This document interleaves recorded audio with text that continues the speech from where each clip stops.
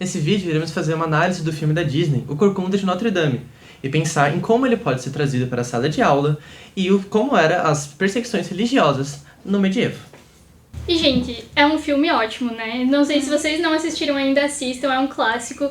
E o mais interessante é pensar como eles conseguiram colocar temas que são tão sensíveis, mas numa abordagem infantil, onde justamente as crianças vão ter contatos com isso. Não é um filme extremamente feliz o tempo todo, mas que pode sim ser apresentado para elas.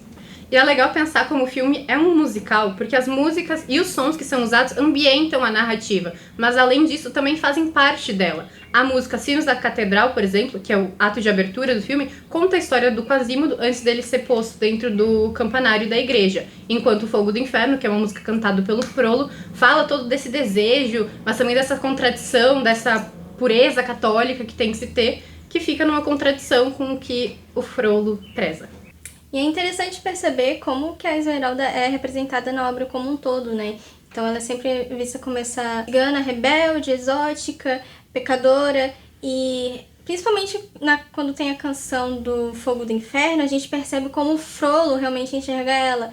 Então ali eu acho que é a representação máxima que a gente tem dessa visão que ele tem dela, e é muito interessante como é construído ao longo da narrativa.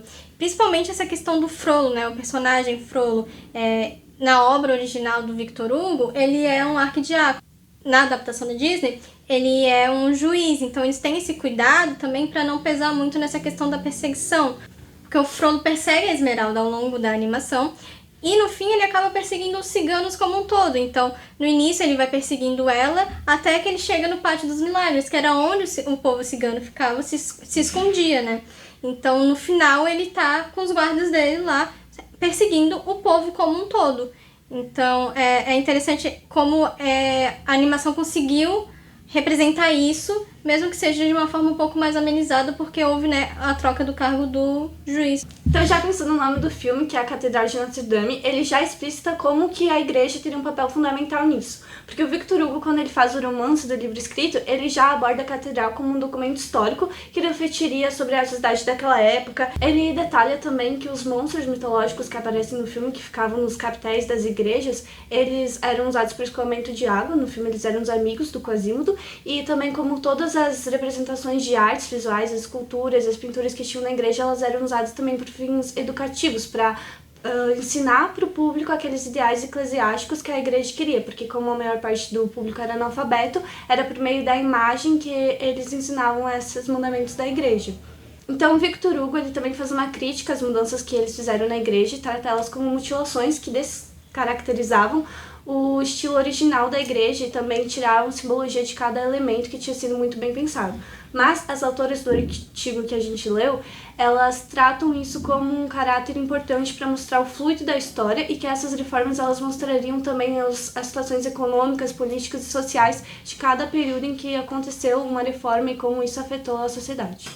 E pensando agora especificamente sobre os ciganos, a gente tem que entender agora quem são esses povos. E já começa aí, povos no plural, que vivem em diferentes locais, que falam diferentes línguas. E para eles o conceito de ciganidade é muito importante. Ciganidade seria como eles se relacionam com o mundo e consigo mesmos. Num mundo onde a cultura deles não é valorizada, os estados eles sempre se propuseram a fazer políticas de exclusão dessas comunidades. E, inclusive, para isso, eles têm toda uma questão de proteção mútua, de guardar segredos, de sigilo, e para eles a tradição oral é muito importante para a manutenção da sua identidade. E não diferente do Estado, a igreja também teve um papel nessas políticas de exclusão. Por exemplo, durante os séculos XI e XII, a Judith Carman, que é uma das autoras que a gente leu, comenta que as peregrinações que ocorreram na região da Europa foram muito mal recebidas pela igreja, uma vez que eles viam esses povos ciganos como pecadores, como pessoas que não pertenciam àquela região. A igreja entendia esses grupos como responsáveis por todos os infortúnios possíveis e imagináveis dentro do Império Romano. E na Paris medieval, que é representada no filme, isso fica claro nas atitudes do Frollo, embora ele não seja exatamente um representante da Igreja Católica no filme. Porque todos os acontecimentos da cidade, de alguma forma, o Frollo tenta linkar com a Esmeralda desde o momento em que ela aparece no Festival dos Touros em defesa do Quasimodo. E por que fica essa imagem? Justamente porque a tradição religiosa enxergava eles como pessoas de mau caráter, eles eram acusados por roubos, a própria Esmeralda é acusada de roubo em certa altura do filme. E é muito interessante de pensar como que essa perseguição, ela não se dá por uma questão puramente religiosa, é uma crítica a todo um modo de vivência dos ciganos que o Frollo tem. Tanto que, perante essas perseguições, alguns ciganos adotaram certas características tradicionalmente cristãs para evitar essa discriminação. A Judith Carman comenta, inclusive, que eles imitavam esse modo de vida peregrino, de vagar por aí como se estivessem se sentindo, não aborrecidos exatamente, mas se sentindo culpados e refletindo sobre a vida, porque eles percebiam que dentro da tradição cristã isso era melhor aceito do que a tradição nômade por eles praticadas. Obviamente, quando a igreja percebeu isso, ela não tardou em fazer uma expulsão violenta dos ciganos desses territórios, o que, como é mostrado no filme, não foi exatamente gentil com a cultura cigana.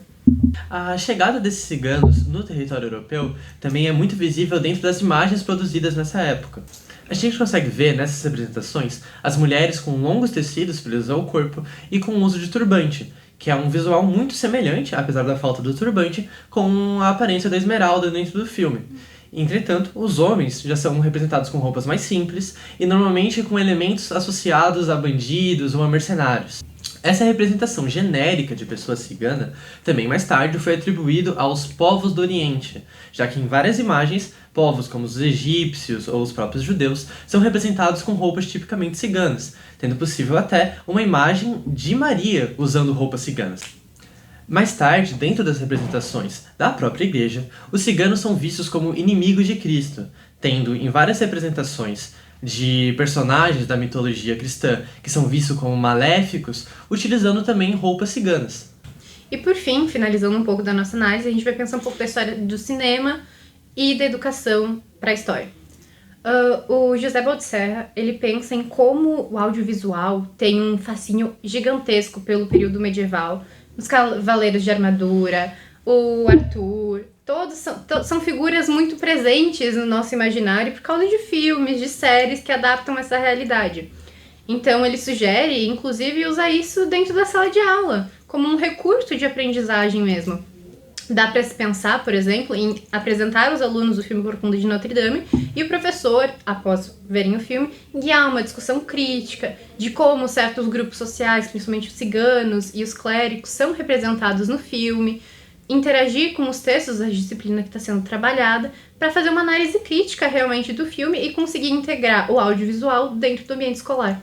Então, pensando em educação como um ambiente interativo com o mundo do qual o aluno convive, apenas ler os conteúdos e demonstrar para os alunos não é suficiente para eles absorverem o conteúdo de fato. Focando um pouco agora na pré-escola, que ela tem o objetivo de construir e afinar a oralidade dos alunos, exercendo a criatividade, autoras elas propõem uma ideia de usar as artes cênicas e o teatro em si como um grande recurso para aprender história, porque os alunos vivenciando os personagens, vendo como era seu cotidiano, eles vão conseguir construir melhor essa cronicidade temporal e pensar como que essas pessoas viviam naqueles tempos. Muito obrigado por assistirem o vídeo.